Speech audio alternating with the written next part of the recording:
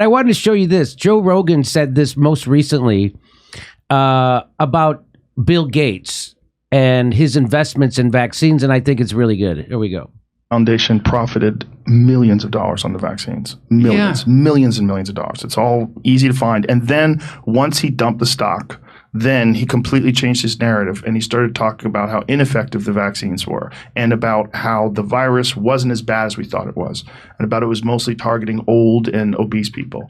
Like, this is fucking wild, because this is the same guy that through the entire pandemic was talking about how great these vaccines are, and these vaccines are so effective, and they stop the virus, and they stop transmission, they stop infection, and all that was a lie. And he profited off those lies. Yes. And no, everyone wants to pretend that he's just like this amazing philanthropist. Like, no, he made a lot of money. This is motivated by money, and his entire career he's been motivated by money. Yeah. I mean, he's been a guy who is really good at monopoly, and that was why they went after Microsoft so many times for monopolistic practices. I mean, he's a businessman, and in that time, his business was the business of telling people things that he's not educated in. Right? He's not a scientist. He's not a virologist. He's not a medical doctor. He's not even a college graduate. He was this public health advocate on television telling everybody to go out and get this medical intervention that he would profit from, which is fucking wild. It's really wild that it's that transparent, that it's not like multiple steps in shell corporations and it's really difficult to find out where the money's going. It's like, what the fuck is going on? This is crazy how transparent it is. You're not even hiding it. It's right there. And just to back up what Joe said, here is Bill Gates about a year ago, and he started to admit about the virus, what we all knew, and here it is. And then at that point, we didn't really understand the fatality rate. You know, we didn't understand that it's a fairly low fatality rate and that it's a disease mainly of the elderly, kind of like flu is, although a bit different than that. So there he was admitting that the virus wasn't as deadly and as scary as everybody he made it out to be, so he could mandate vaccines that he's invested in. It wasn't. Turns out it was like the flu. Like, it's just really elderly people and people who are obese and comorbidities need to worry about it. So probably we shouldn't be injecting kids with that and healthy young people and giving them all kinds of things. And so here he is now after he cashed in his stock. This is what he says now after he cashed in his stock. We also need to fix the three problems with vaccines. The current vaccines are not infection blocking.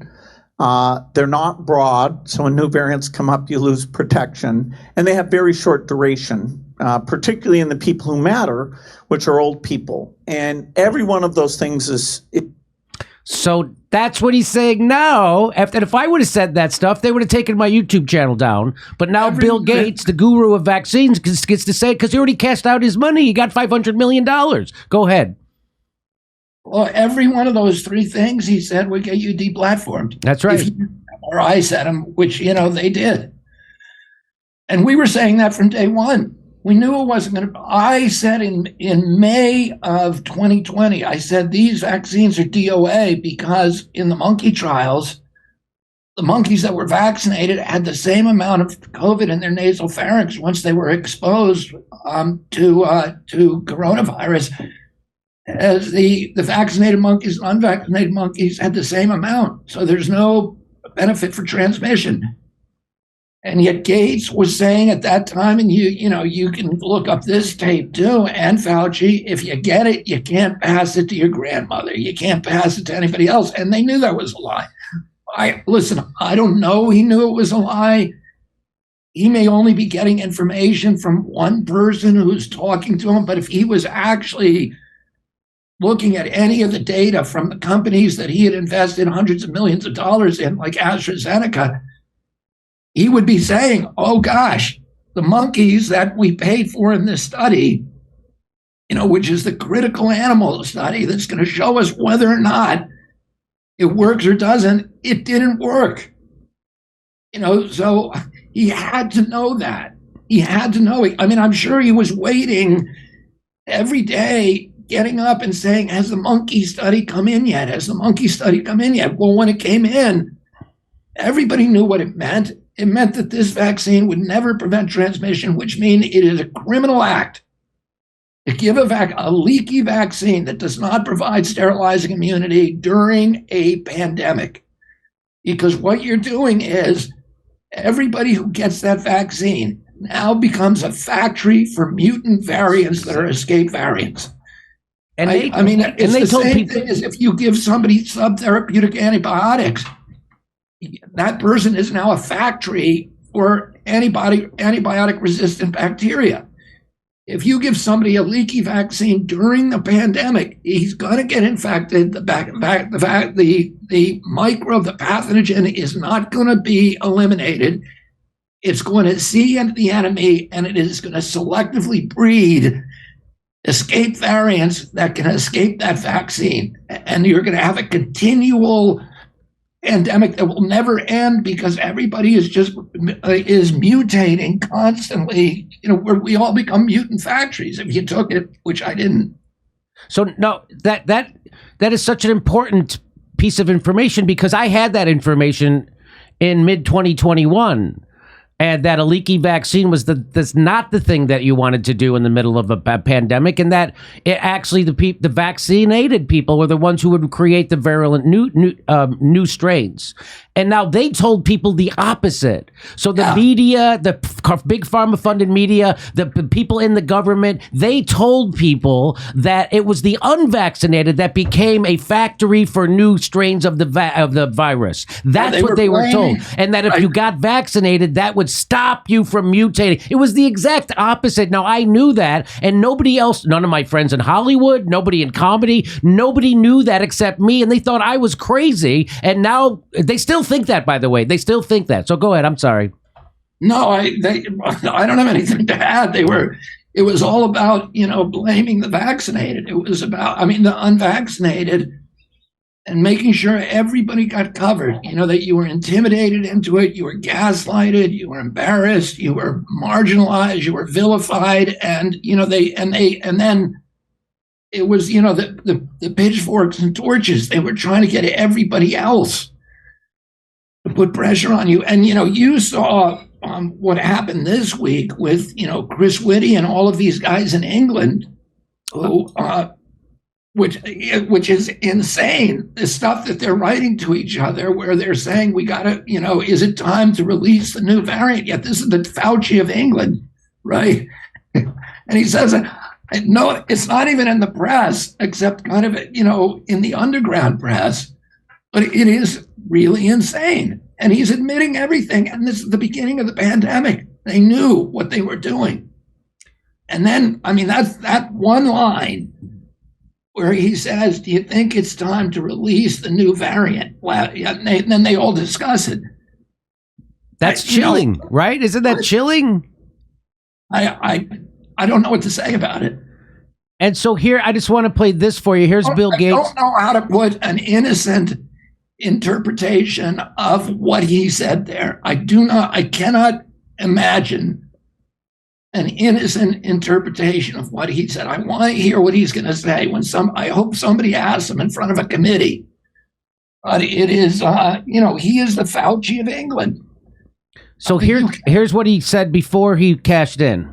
A lot of people jumped in and took the vaccines, but a meaningful minority in most countries were led down a path of believing that not only were there rare side effects, but that the vaccine wasn't properly tested or was part of some evil conspiracy. Well, we're finding anyways, we're finding out that he was full of it, and all those things he said are incorrect. And if there's been so much malfeasance around COVID policy, the vaccines, the lockdowns, the lead up to it, the Event 201, the lab leak theory, them lying about it, getting caught, lying about masks, getting caught, lying about herd immunity, getting caught, lying about natural immunity, getting caught. They got caught lying about all these things.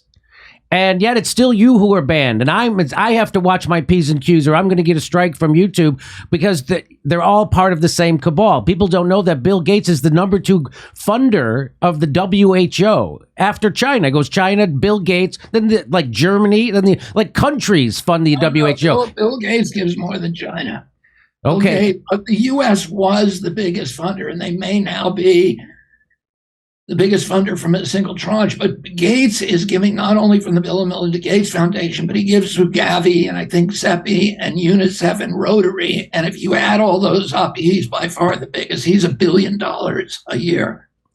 And so now this is his new idea going forward. After this big experiment failed and he admits those vaccines, he says those vaccines need to be fixed.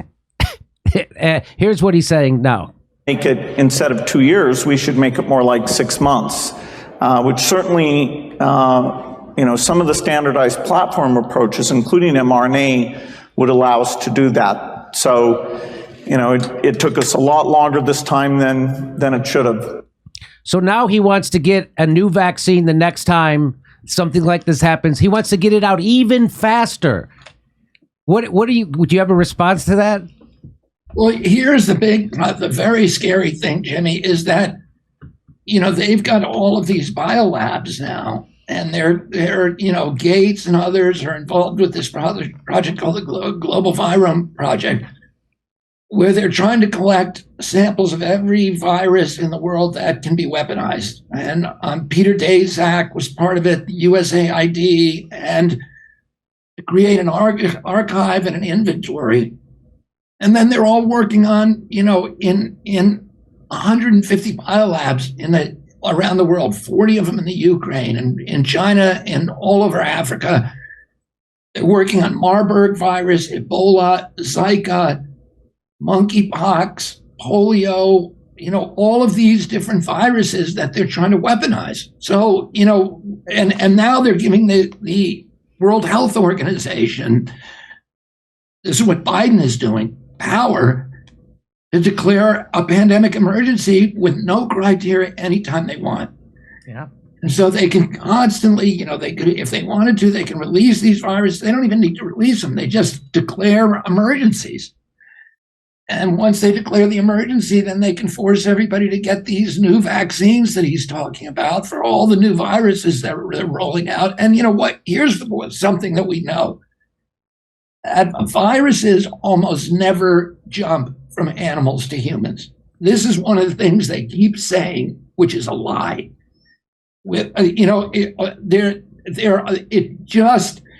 If you read the independent virologists, they just say this does not happen. All of the biggest problems that we have with viral jumps have been almost all of them, every single one of them, including Spanish flu, has been linked in one way or another credibly to bioweapon or vaccine research. All of them.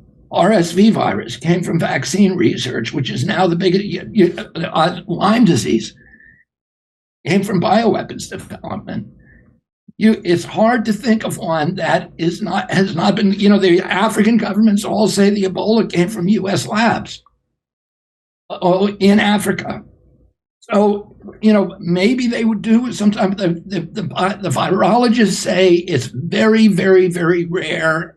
And that when they do jump, it takes long periods of time and that is controllable.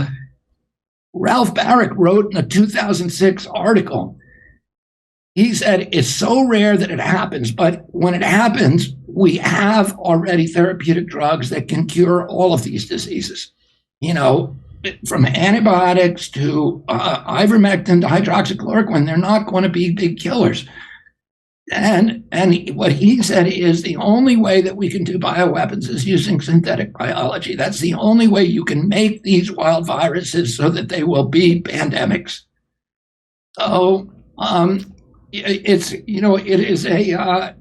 what they're doing is dangerous.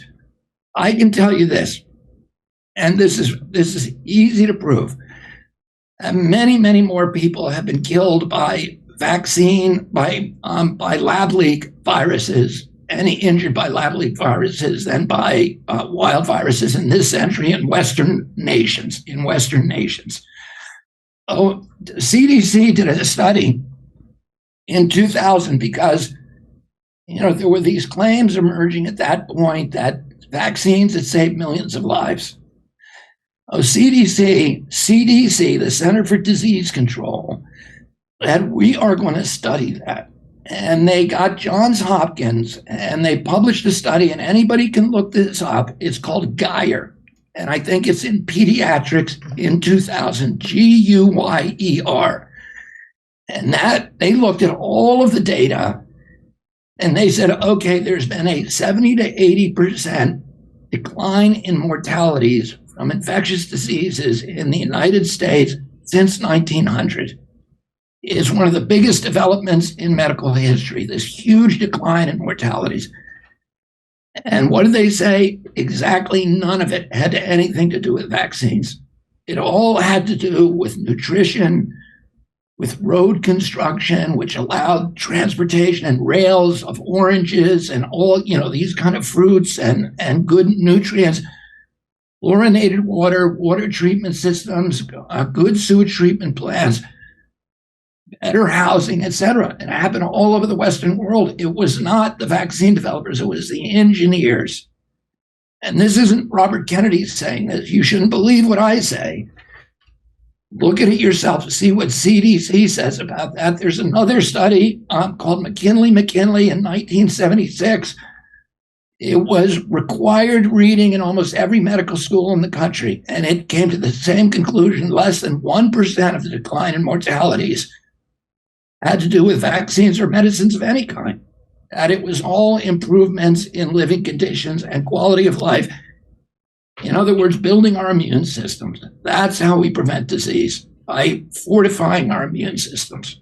All that stuff that Robert F. Kennedy Jr. was saying, we don't endorse any of it. And the vaccine, of course, is fantastic. The COVID-19 vaccine, it slows the spread and the contraction of the virus, and it keeps you out of getting seriously ill, sick, or in the hospital. It's fantastic. If you want to see my stand-up special, become a member at jimmydore.com. It's only $10, and come see our live stand-up comedy in Los Angeles, Palm Springs, Milwaukee, St. Paul, Honolulu, Northampton, Massachusetts, Syracuse, Cohoes, New York, Hartford, and more.